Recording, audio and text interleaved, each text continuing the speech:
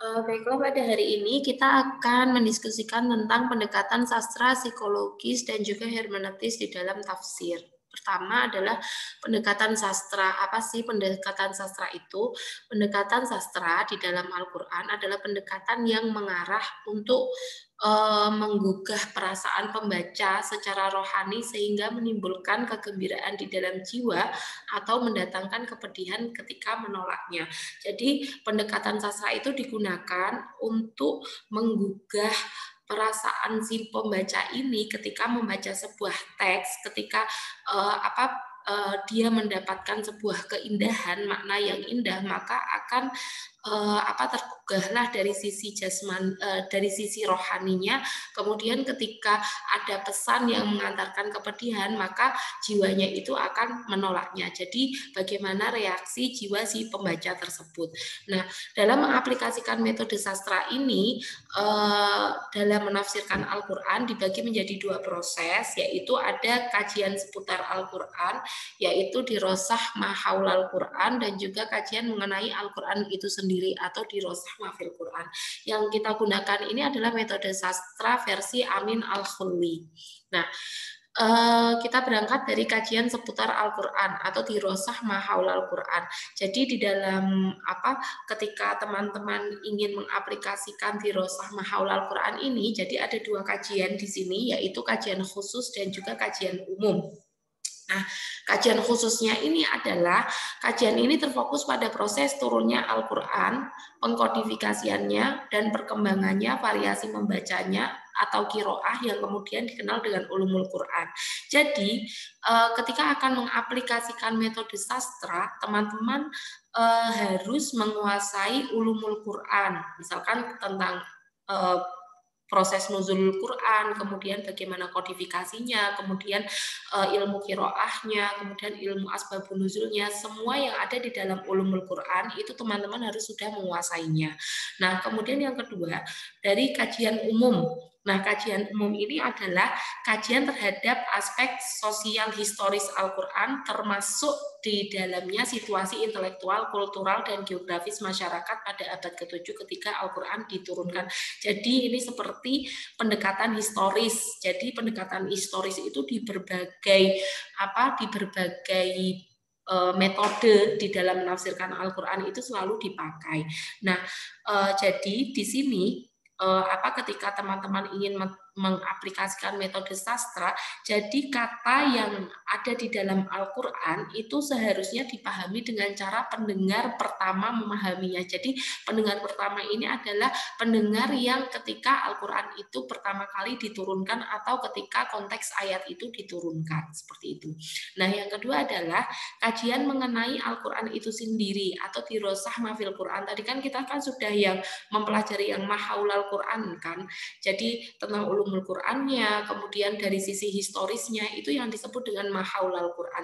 Nah, setelah itu ketika teman-teman ingin mengaplikasikan metode sastra itu harus mengkaji tentang dirosah mafil Quran, apa yang ada di dalam Quran tersebut.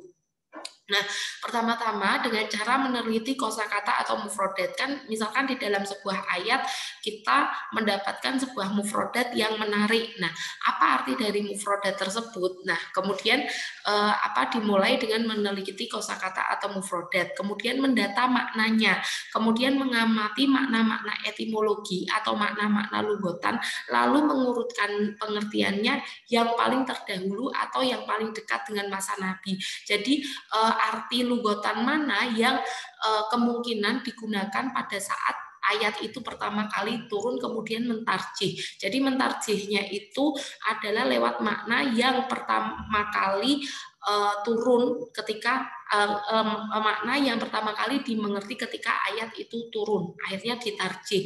Nah, untuk mengetahui makna-maknanya itu teman-teman bisa menggunakan kamus Lisanul Arab. Nah, kemudian setelah itu, setelah mengetahui makna etimologinya atau lugotannya, kemudian teman-teman mencari makna terminologi lafal tersebut di dalam Al-Quran dengan cara mencari konteks pemakaiannya. Jadi, misalkan kata-kata zurtum, itu teman-teman mencari semua yang ada di dalam Al-Quran, semua ayat yang mengandung kata zurtum beserta derivasi-derivasinya, kemudian didata, kemudian diteliti konteks apa, di dalam konteks apa ayat tersebut digunakan, atau di dalam konteks apa kata-kata tersebut digunakan. Akhirnya setelah diteliti dan dikaji, kemudian teman-teman menemukan kesimpulan dalam konteks apa memakai kata tersebut. Nah, setelah itu penulis bisa menemukan kedua pemaknaan secara etimologis dari lugotan ke fungsionalnya. Nah, kemudian yang ketiga adalah meneliti susunan kata dengan ilmu nahwu, qiraat, balaghah, dan lain-lain. Ini menggunakan pendekatan bahasa. Nah, kemudian bagaimana aplikasi metode sastra dalam Al-Quran? Nah, yang pertama berangkat dari sisi historis di mana ayat itu turun, dari sababun nuzulnya. Kalau tidak ada sababun nuzulnya berarti meneliti bagaimana keadaan masyarakat pada saat ayat itu turun. Nah, agar kita tahu dalam konteks apa sih sebenarnya ayat itu turun. Jadi pendekatan historis itu dipakai terus di berbagai metode ya. Nah, kemudian yang kedua adalah menetapkan makna literal awal di mana konteks ayat tersebut turun. Jadi makna awalnya itu apa ketika ayat itu turun.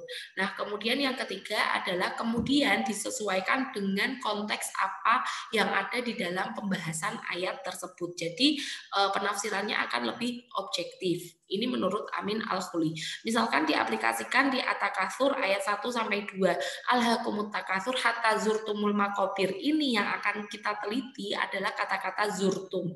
Nah, kata zurtum itu pertama-tama diterangkan sesuai dengan makna aslinya di mana ayat itu turun. Jadi kita cari asbabun nuzulnya. Oh, ayat ini 1 sampai 2 ada keterangan turun berkenaan berhubungan dengan dua kabilah Ansor dari Bani Harisah dan Bani Haris yang saling menyombongkan diri dengan kekayaan dan keturunannya.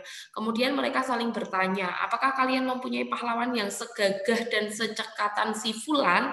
Kemudian mereka saling menyombongkan diri dengan kedudukan dan kekayaan orang-orang yang masih hidup, yang ingin menunjukkan bahwa kaum mereka adalah yang paling hebat. Kemudian mereka juga saling mengajak pergi ke kuburan untuk menyombongkan kepahlawanan golongannya yang sudah gugur dengan menuju kuburan. Nah, jadi ayat 1 sampai 2 atau dalam konteksnya kata zurtum ini adalah sebagai teguran kepada orang-orang yang hidup bermegah-megahan sehingga ibadahnya kepada Allah terlalaikan. Jadi mereka sibuk mengunggul-unggulkan apa yang mereka punyai, tetapi tidak mengingat kematian. Jadi kata zurtum di sini di awal turunnya itu diartikan masuk kepada liang kubur atau kematian itu sendiri. Nah, kemudian setelah tahu makna literal awalnya, kemudian setelah itu mengumpulkan kata zurtum beserta derivasi-derivasinya di dalam Al-Quran. Jadi ayat-ayat berasal dari kata zaro ya zuru. Kemudian itu teman-teman bisa menemukan semua derivasi kata-katanya. Kemudian ditemukan, kemudian carilah ayat-ayat yang mengandung kata tersebut dengan beragam bentuknya, dengan beragam derivasinya, kemudian simpulkan artinya. Nah, dari kata zurtum itu kemudian ada kecenderungan kata zurtum ini adalah cenderung kepada keburukan atau melenceng dari kebenaran setelah didata dari semua ayat yang mengandung kata zurtum. Nah, kemudian setelah itu mengumpulkan pendapat dari mufasir-mufasir tentang penafsiran kata zurtum. Nah, setelah tadi mendata kata zurtum beserta derivasinya dalam Al-Quran, kemudian teman-teman mengumpulkan pendapat-pendapat dari mufasir tentang kata zurtum. Jadi ada 3 pendapat di sini. Yang pertama, berkunjung atau mengingat kematian. Jadi kata ziarah pada arti yang sebenarnya.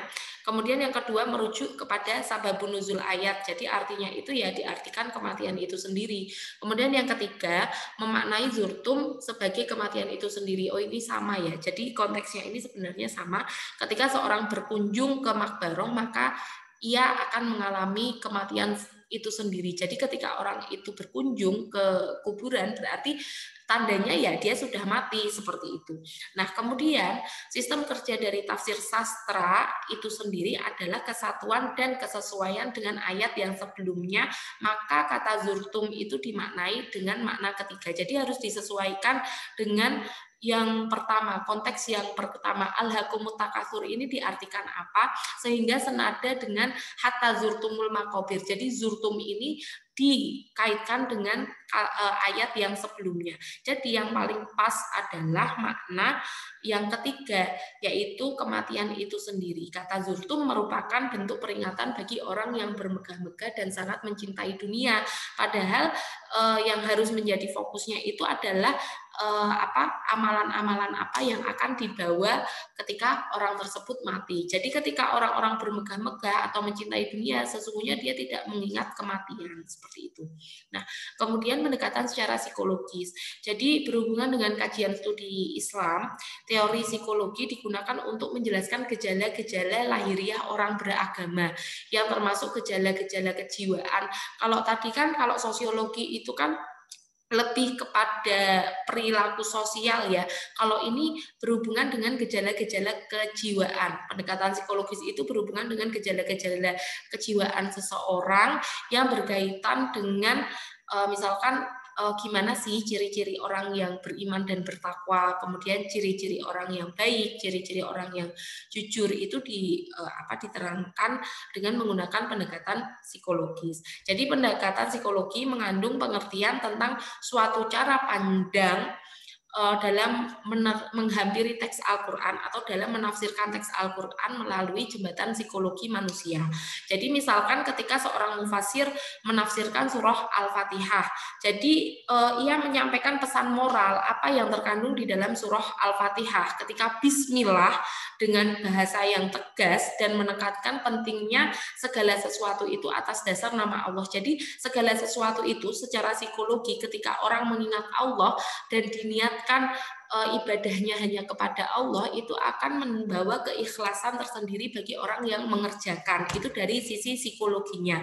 Nah, misalkan ketika mengurus orang tua, ketika diberi amanah untuk mengelola upah buruh, ketika menghindari maksiat, itu adalah sesuatu hal yang biasa. Tetapi ketika hal tersebut dilakukan atas nama Allah, maka orang itu akan ada spirit di dalam dirinya, oh ini karena Allah berarti saya harus lillahi ta'ala, saya harus ikhlas. Seperti itu. Jadi pendekatan psikologis itu memberikan pesan moral yang terkandung di dalam surah tersebut atau ayat tersebut dari sisi kejiwaan seseorang. Nah, kemudian pendekatan secara hermeneutis. Hermeneutis adalah salah satu bentuk metode penafsiran yang di dalam pengoperasiannya dimaksudkan untuk memperoleh kesimpulan makna suatu teks atau ayat. Jadi dalam ayat ini selalu dihubungkan dengan 3 aspek. Yang pertama dengan konteks apa yang teks itu ditulis. Jika kaitannya dengan Al-Quran, maka konteks apakah ayat itu diturunkan. Lagi-lagi kita harus berangkat dari sisi historisnya, jadi menggunakan asbabun nuzul. Yang kedua, bagaimana komposisi tata bahasa teks tersebut. Jadi kita masuk ke dalam ranah bahasanya, pembahasan bahasanya. Kemudian yang ketiga, bagaimana keseluruhan teks atau pandang teks tersebut. Jadi setelah kita berangkat kepada kita kembali kepada konteks di mana ayat itu turun, kemudian kita kembali lagi kepada zaman saat ini, di mana realita apa yang saat ini tengah dihadapi. Nah, untuk contohnya ini yang ketiga ini seperti mengeneralisir sebuah ayat agar sesuai dengan penafsirannya itu agar sesuai dengan realita yang dihadapi. Contohnya bisa dilihat sendiri di contoh ayat poligami dari pendekatan historis, itu juga sama dengan menggunakan pendekatan hermeneutis. Kurang lebih seperti itu. Jadi pendekatan hermeneutis itu adalah pendekatan secara kontekstual, bukan tekstual. Jadi hasil penafsirannya itu akan lebih moderat untuk diterapkan pada zaman sekarang karena menjawab problematika masyarakat kontemporer yang dihadapi saat ini. Terima kasih.